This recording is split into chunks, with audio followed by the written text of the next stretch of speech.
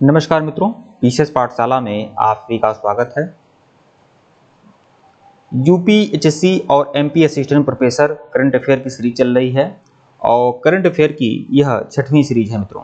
अगर इसके पहले का वीडियो अगर आप लोगों ने नहीं देखा है तो प्लेलिस्ट में जाइएगा। UP MP assistant professor current affair के नाम से प्लेलिस्ट बनी हुई है, प्लेलिस्ट में जाइएगा और सभी वीडियो को देखिएगा। ये जो भी करंट अफेयर के प्रश्न है वो बहुत ही महत्वपूर्ण है यूपी और एमपी असिस्टेंट प्रोफेसर दोनों के लिए। और देखिए ऊपर हमारा ऑफिशियल व्हाट्सएप नंबर है, जिनको भी यूपीएचएससी और एमपी असिस्टेंट प्रोफेसर की तैयारी करनी है 999 रुपए का प्राइज ले सकते हैं।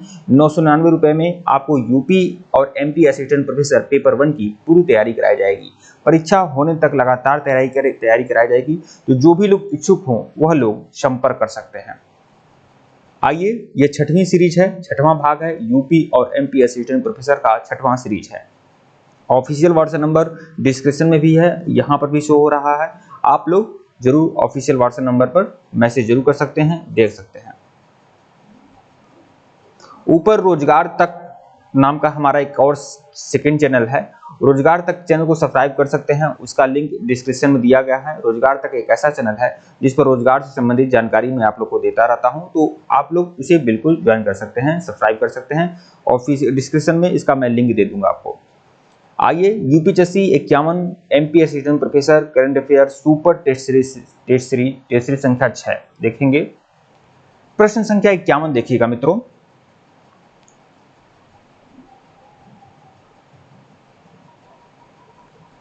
प्रश्न संख्या 51 देखिएगा कि नागर महानिदेशालय की रिपोर्ट के अनुसार विश्व में सबसे अधिक पायलट किस देश में है। तो नागर महानिदेशालय की रिपोर्ट के अनुसार विश्व में सबसे ज्यादा जो महिला पायलट हैं वो किस देश में है। तो बहुत बड़ा गर्व करने वाली बात है। आमतौर पर यह माना जाता है कि हमारा जो देश है बहुत पिछड़ा है, ठीक है, लेकिन ऐसी बात नहीं है। हमारे देश से देखिए, हमारे देश में यह एक बड़ी बात है कि यहाँ पर जो महिला पायलट हैं वो सबसे ज्यादा जो हैं वो भारत में है। अब आप सोच लीजिए, ब्रिटेन, फ्रांस, अमेरिका एक ऐसे देश हैं जो बहुत ही आधुनिक कहे जाते हैं, ठीक है, यूरोपियन देश, लेकिन यहाँ पर भी महिला पायलट की संख्या बहुत कम है। हमारे देश में सबसे ज्यादा महिला पायलट है। अब आप सोच सकते हैं कि पूरे विश्व में जो महिला पायलट की जो एवरेज है वो सिर्फ 5% है, 5% एवरेज है, और विश्व औसत का भी 3 गुना ज्यादा महिला पायलट हमारे देश में है। कुल मिलाकर 15% महिला पायलट अभी भी इंडिया में है, ठीक है। इसकी व्याख्या देख लीजिएगा, दुनिया में सबसे ज्यादा महिला पायलट भारत में हैं। और डीजीसीए रिपोर्ट नागर विमान महानिदेशालय द्वारा जारी 24 मार्च 2023 की जो रिपोर्ट जारी हुई है उसमें देश में 15% पायलट जो हैं महिलाएं हैं। डीजीसीए के अनुसार यह वैश्विक औसत का 5% का 3 गुना है। मतलब विश्व में कितनी प्रतिशत महिला पायलट हैं, तो सिर्फ 5% है, और भारत में जो महिला पायलट हैं वो 15% हैं। तो मतलब विश्व औसत का भी 3 गुना ज्यादा है, ठीक है। हालांकि इसके लिए किसी प्रकार की सरकार की कोई योजना नहीं है, सरकार की ऐसी कोई योजना नहीं है कि महिला पायलट को भर्ती किया जाए, महिला पायलट को इसके के लिए कोई बहुत बड़ी योजना नहीं चल रही है। बिना योजना के यहाँ पर 15% महिला पायलट हैं, ठीक है। 1989 में निवेदिता भसीन दुनिया की सबसे कम उम्र की वाणिज्यिक एयरलाइन कप्तान बनी, और सबसे कम उम्र की जो महिला पायलट बनी थी 1989 में वह इंडिया की ही बनी थी, निवेदिता भसीन। प्रश्न संख्या 52 देखिएगा मित्रों। Biomass 3P pellet to power prosperity पर राष्ट्रीय सम्मेलन किस शहर में आयोजित किया गया। तो biomass pellet to power prosperity पर राष्ट्रीय सम्मेलन किस शहर में आयोजित किया गया। तो चंडीगढ़ में, चेन्नई में, मुंबई में या दिल्ली में। तो दिल्ली में यह आयोजित किया गया। Biomass 3P pellet to power to prosperity पर राष्ट्रीय सम्मेलन दिल्ली में आयोजित किया गया। इसे देखेंगे इसकी व्याख्या को, तो केंद्रीय ऊर्जा एवं नवीन एवं नवीकरणीय ऊर्जा मंत्री आरके सिंह 24 मार्च 2023 को नई दिल्ली में biomass 3P pellet to power to prosperity पर राष्ट्रीय सम्मेलन का उद्घाटन करेंगे। यह ताप विद्युत संयंत्रों में, जो ताप विद्युत संयंत्र हैं वहां पर बायोमास का प्रयोग किया जाए, इसलिए यह कार्य हो रहा है। और केंद्रीय ऊर्जा नवीन एवं नवीकरणीय ऊर्जा मंत्री कौन है, तो आरके सिंह है, ठीक है। यह ताप विद्युत संयंत्रों में बायोमास के उपयोग पर राष्ट्रीय मिशन समर्थ द्वारा आयोजित किया जा रहा है। सम्मेलन का उद्देश्य भारत में ताप विद्युत संयंत्रों में बायोमास पेलेट्स के सह प्रज्वलन को बढ़ावा देने के लिए एक सूक्ष्म वातावरण को बढ़ावा देना है। यहाँ पर क्या लिखा है? सह प्रज्वलन। सह प्रज्वलन का मतलब क्या हुआ? सह प्रज्वलन का मतलब बायोमास का भी प्रयोग किया जाता है। ताप विद्युत संयंत्र में क्या होता है? देखिए, ताप विद्युत संयंत्र में क्या होता है कि कोयले से विद्युत बनाई जाती है, कोयले का प्रयोग किया जाता है विद्युत बनाने के लिए, ठीक है। दो उन विद्युत में, जो ताप विद्युत संयंत्र में जो कोयलों का प्रयोग किया जा रहा है, उसमें बायोमास का भी प्रयोग हो, ऐसा यह नियम बना हुआ है, ठीक है। इस तरह के अभियान जारी हैं। तो कोयला आधारित ताप विद्युत संयंत्रों में बायोमास के उपयोग पर राष्ट्रीय मिशन को विद्युत मंत्रालय द्वारा अधिशेष बायोमास के निपटान में आने वाली समस्याओं के लिए एक 60 समाधान के रूप में बनाया गया है। मतलब बायोमास का भी निपटान इसी बहाने हो जाए। प्रश्न संख्या 53 देखिएगा मित्रों। इस वीडियो को शेयर जरूर करिएगा और इस चैनल को बिल्कुल सब्सक्राइब कर लीजिएगा और टेलीग्राम को बिल्कुल ज्वाइन करिएगा। असिस्टेंट प्रोफेसर की परीक्षा के लिए टेलीग्राम बनाया गया है, लिंक डिस्क्रिप्शन में है, आप लोग बिल्कुल ज्वाइन जरूर कर लें। प्रश्न संख्या 53 देखिएगा मित्रों। सरकार अगले कितने महीनों में मौजूदा राजमार्ग टोल प्लाजा को बदलने के लिए जीपीएस आधारित टोल संग्रह प्रणाली सहित नई तकनीक को पेश करने की योजना बना रही है? तो सरकार अगले महीनों में मौजूदा राजमार्ग टोल प्लाजा को बदलने के लिए जीपीएस आधारित टोल संग्रह प्रणाली सहित कई तकनीकों को पेश करने की योजना बना रही है। तो कितने महीने में? तो 6 महीने में, 6 महीने में, ठीक है। जीपीएस आधारित टोल संग्रह प्रणाली कितने महीने में बन जाएगी? तो 6 महीने में। देखिएगा, सरकार अगले 6 महीनों में मौजूदा राजमार्ग टोल प्लाजा को बदलने के लिए जीपीएस आधारित टोल संग्रह प्रणाली सहित नई तकनीकों को पेश करने की योजना बना रही है। इस कदम का उद्देश्य ट्रैफिक भीड़ को कम करना और मोटर चालकों को राजमार्गों पर यात्रा की सटीक दूरी के लिए चार्ज करना है, ठीक है। टोल राजस्व वर्तमान में कितना है? कितना टोल राजस्व है? तो 40,000 करोड़। 40,000 करोड़ हर साल टोल कर प्राप्त किया जाता है, जो 2-3 साल में बढ़कर कितना हो गया है? 1,40,000 करोड़ तक पहुंच जाएगा अगले 2 साल में।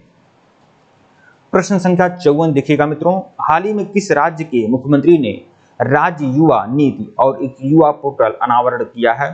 तो किस राज्य के मुख्यमंत्री हैं? तो यह मध्य प्रदेश राज्य के मुख्यमंत्री हैं, जो राज्य युवा नीति और एक युवा पोर्टल का अनावरण किए हैं। व्याख्या देखिएगा इसका कि मध्य प्रदेश के मुख्यमंत्री शिवराज सिंह चौहान ने 23 मार्च 2023 को राज्य युवा नीति और एक युवा पोर्टल का अनावरण किया है। उन्होंने बताया है कि 5 अप्रैल तक राष्ट्रीय स्तरीय युवा आयोग का गठन किया जाएगा। उन्होंने मुख्यमंत्री युवा कौशल योजना को लागू करने की घोषणा की है। इसके तहत युवाओं को सीखने और कमाई करने के आधार पर हर महीने कम से कम 8,000 रुपए की राशि दी जाएगी। तो कितने की राशि दी जाएगी? 8,000 रुपए की राशि दी जाएगी। युवा पोर्टल शिक्षा, रोजगार, स्वास्थ्य, खेल और सांस्कृतिक गतिविधियों आदि की जानकारी उपलब्ध कराएगा। तो जो युवा पोर्टल है, युवाओं के विकास के लिए, युवाओं की समृद्धि के लिए काम करेगा। उन्हें रोजगार, स्वास्थ्य, खेल और सांस्कृतिक गतिविधियों की जानकारी देगा। युवा नीति शिक्षा, कौशल, रोजगार और स्वास्थ्य, युवा नेतृत्व, सामाजिक कार्य, समावेश और इक्विटी आदि के क्षेत्र में क्या करेगा? काम करेगा। प्रश्न संख्या 55 देखिएगा। हाल ही में असम राइफल्स ने 24 मार्च 2023 को अपने स्थापना दिवस की कौन सी वर्षगांठ बनाई है? ठीक है, अपने स्थापना दिवस की कौन सी वर्षगांठ बनाई है असम राइफल्स ने? तो 24 मार्च 1835 को असम राइफल्स की स्थापना हुई थी और इसने अपनी कौन सी वर्षगांठ बनाई है असम राइफल्स ने? तो 128वीं वर्षगांठ बनाई है।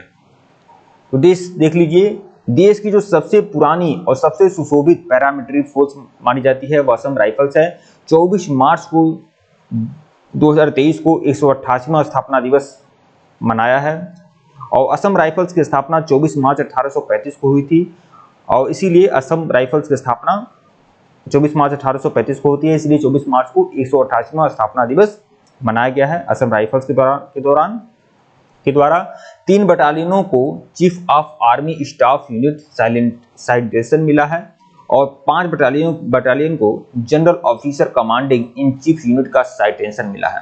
तो यह पुरस्कार भी उन्हें वितरित किया गया है। प्रश्न संख्या 56 देखिएगा। वन वर्ल्ड टीबी समिट के अवसर पर प्रधानमंत्री मोदी ने कहा 1780 करोड़ रुपए में अधिक की विभिन्न योजनाओं का लोकार्पण एवं शिलान्यास किया है। मतलब 1780 करोड़ रुपए की परियोजना का शिलान्यास प्रधानमंत्री मोदी जी ने किस शहर में किया है, ये आपसे पूछ रहा है। तो देखिए, यह जो उद्घाटन हुआ है वाराणसी में हुआ है और बहुत बड़ी योजना है और यह प्रश्न आपका बहुत ही इंपॉर्टेंट हो सकता है इस पूरे टेस्ट सीरीज में। तो देख लीजिए, प्रधानमंत्री मोदी ने 24 मार्च 2023 को वाराणसी में वन वर्ल्ड टीबी समिट को संबोधित किया है। उन्होंने इस अवसर पर कितने करोड़ की योजनाएं की घोषणा की है? 1780 करोड़ की योजना की घोषणा किया है। ठीक है, तब विभिन्न परियोजनाओं का लोकार्पण और शिलान्यास भी किया है। उन्होंने वाराणसी कैंट स्टेशन से गोदौलिया तक पैसेंजर रोपवे की आधारशिला रखी है। अब यह बहुत बड़ा काम वाराणसी में होने जा रहा है कि जो रेलवे स्टेशन है, जो बनारस का कैंट रेलवे स्टेशन है, उसको गोदौलिया तक, गोदौलिया वह जगह है जहां से बनारस का जो विश्वनाथ मंदिर है वह करीब पड़ता है और बनारस का दशाश्वमेध घाट करीब पड़ता है। मतलब गोदौलिया जो है वह वाराणसी का हृदय कहा जाता है। वहां बहुत ज्यादा गैदरिंग होती है, बहुत ज्यादा भीड़ लगती है। ठीक है, और इसीलिए वाराणसी कैंट से लेकर गोदौलिया तक पैसेंजर रोपवे की आधारशिला रखी गई है कि अब पैसेंजर रोपवे चलेगा, भीड़ कम होगा, ट्रैफिक कम पड़ेगा और रोपवे के माध्यम से बनारस जो कैंट स्टेशन से लेकर गोदौलिया तक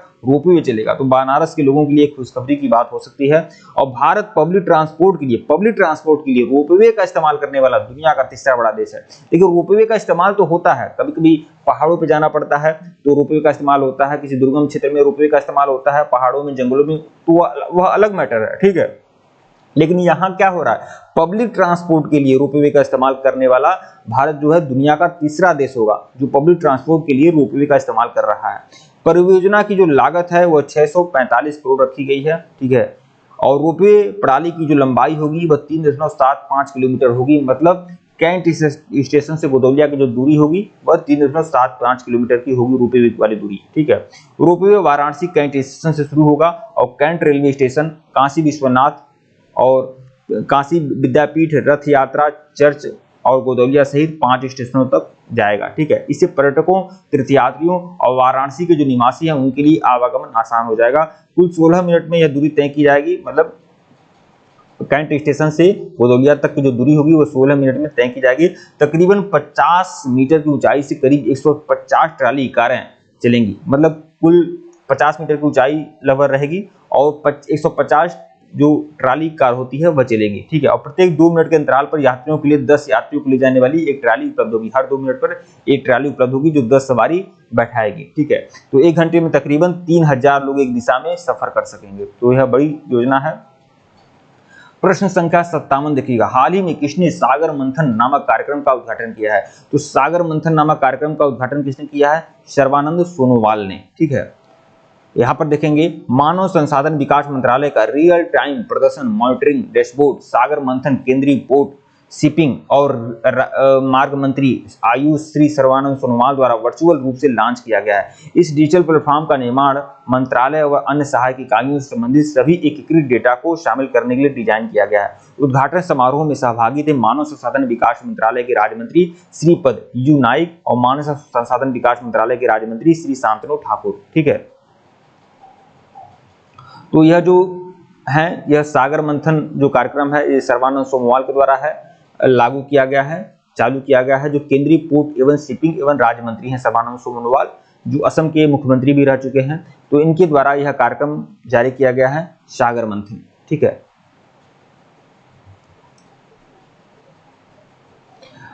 अगला प्रश्न देखेंगे, प्रश्न संख्या 58 देखिएगा, हाल ही में 2023 का एबेल पुरस्कार किसने जीता है? यह भी इंपॉर्टेंट प्रश्न हो सकता है। एबेल पुरस्कार जो है गणित के क्षेत्र में दिया जाता है, मैथमेटिक्स के क्षेत्र में एबेल पुरस्कार दिया जाता है। यह जो एबेल पुरस्कार मिला है वह किस क्षेत्र में मिला है और किसको मिला है इस बार? तो लुइस कैफ्रेली को मिला है। लुइस कैफ्रेली को मिला है यह पुरस्कार। और यह पुरस्कार किस क्षेत्र में दिया जाता है? तो गणित के क्षेत्र में दिया जाता है। इसे आप लोग बिल्कुल मत भूलिएगा।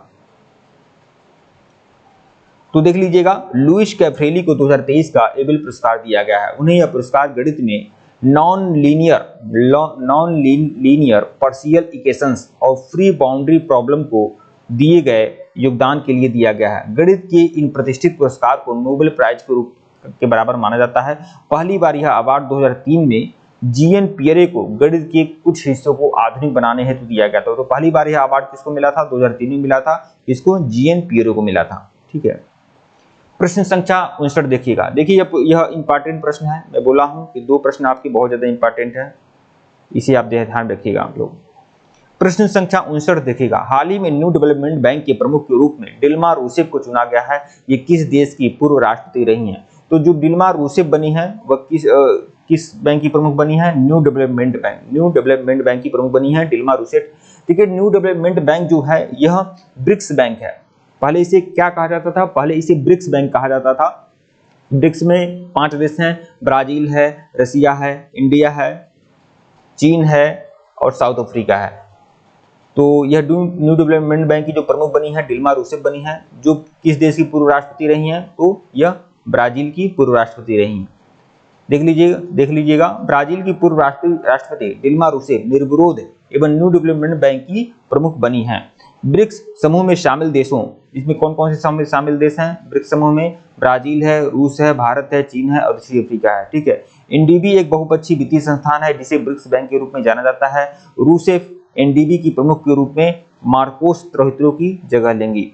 ये जो दिल्मा रूसेफ बनी है इसके पहले कौन थे, किसकी जगह ले रही हैं? ये मार्कोस त्रोहित्रो की जगह ले रही हैं। तो यह भी इंपॉर्टेंट है आप लोगों के लिए। प्रश्न संख्या 60 देखिएगा, इस सीरीज का सबसे आखिरी प्रश्न।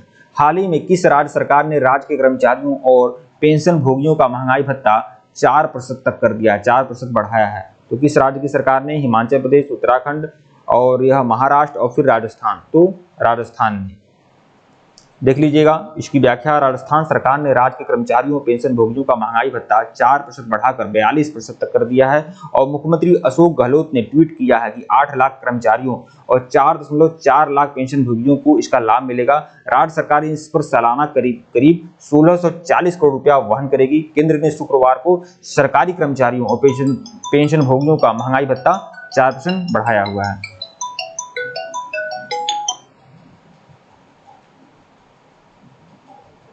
ठीक है मित्रों, वीडियो को लाइक और चैनल को सब्सक्राइब करेगा। और यह करंट अफेयर की 6वीं सीरीज थी। अगर इसके पहले का वीडियो नहीं देखे हैं तो प्लेलिस्ट में जाइएगा। यूपी और MP assistant professor current affair के नाम से प्लेलिस्ट बनी हुई है, प्लेलिस्ट में जाइए, सभी वीडियो को देखिए। ये सभी वीडियो बहुत ही इंपॉर्टेंट है करंट अफेयर के लिए। और हमारे चैनल पर जो भी मटेरियल मिलता है वह इंपॉर्टेंट मिलता है, तो इसे बिल्कुल नजरअंदाज बिल्कुल मत करें और परीक्षा होने तक इसे बिल्कुल फॉलो करते रहें। धन्यवाद आप लोग को।